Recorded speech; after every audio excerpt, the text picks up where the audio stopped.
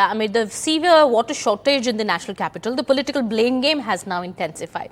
As the BJP and the Congress party staged protest against the Aam Aadmi Party government, alleging water mismanagement by the Delhi government. Delhi Water Minister Atishi has alleged that the BJP is behind the attack at Delhi Jal Board office in Chhatarpur area in the national capital. She has accused BJP former MP from South Delhi, Ramesh Biduri, of the attack. Meanwhile, BJP leader Ramesh Biduri had earlier said that it was angry locals who had damaged the property. He had said that the BJP workers had rather controlled the situation on the ground.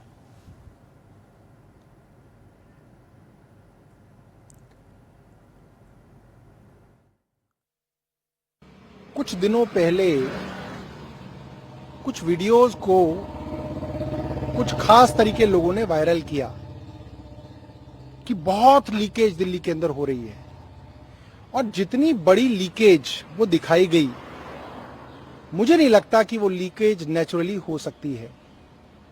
मेरा मानना है कि कुछ लोग जानबूझ के षड्यंत्र कर रहे हैं। कल साउथ दिल्ली के अंदर जो पाइप को बांधने वाले नट बोल्ट होते हैं वो कटे हुए मिले। वो नट बोल्ट अपने आप कट गए, 6 नट बोल्ट। वो किसने काटे? और उसकी वजह से जो लीकेज हुई है, उसकी वजह से आज पूरे दक्षिण दिल्ली के अंदर पानी नहीं आया। तो जनता से मैं निवेदन करूंगा कि आप इस पाइपलाइन के ऊपर निगरानी रखें। आपको ये जान के दुख होगा कि एक पाइप बदली नहीं गई और 55% दिल्ली का पानी वेस्ट हो रहा है, बर्बाद हो रहा है, और 40% पानी ये लोग बेच रहे हैं। मुश्किल से 5 से 10% पानी ही लोगों को मिल पा रहा है। ऐसी सरकार को जो लोग अगर दोनों को मिला करके देखो तो 25 साल से उनकी सरकार है दिल्ली में, उसके बाद भी दिल्ली को पानी नहीं दे पाए।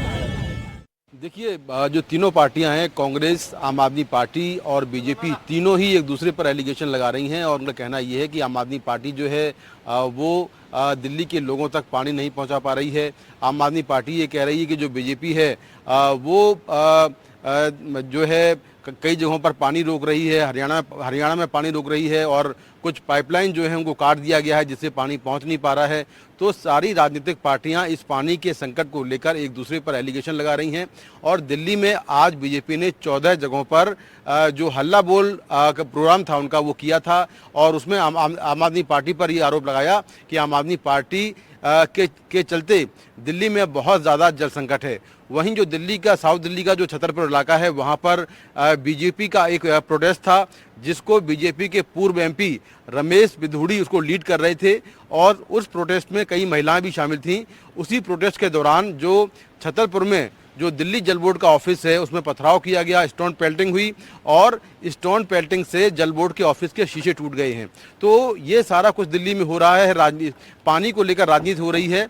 हालांकि अभी भी दिल्ली के कई इलाकों में जो पानी का संकट है वो लगातार बरकरार है, क्योंकि जितना पानी दिल्ली को मिलना चाहिए उतना पानी दिल्ली को नहीं मिल रहा है, जिससे जो खास तौर से नॉर्थ ईस्ट दिल्ली है, ईस्ट दिल्ली है और साउथ दिल्ली है, इन तमाम जगहों पर पानी की बहुत दिक्कत हो रही है।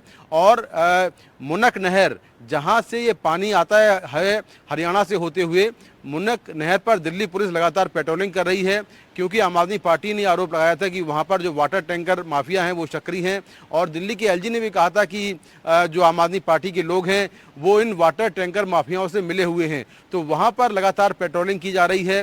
दिल्ली के बाकी इलाकों में लगातार निगरानी हो रही है, लेकिन फिर भी दिल्ली में पानी की कमी है, क्योंकि दिल्ली में जितना पानी दिल्ली को मिलना चाहिए उतना पानी नहीं मिल पा रहा है।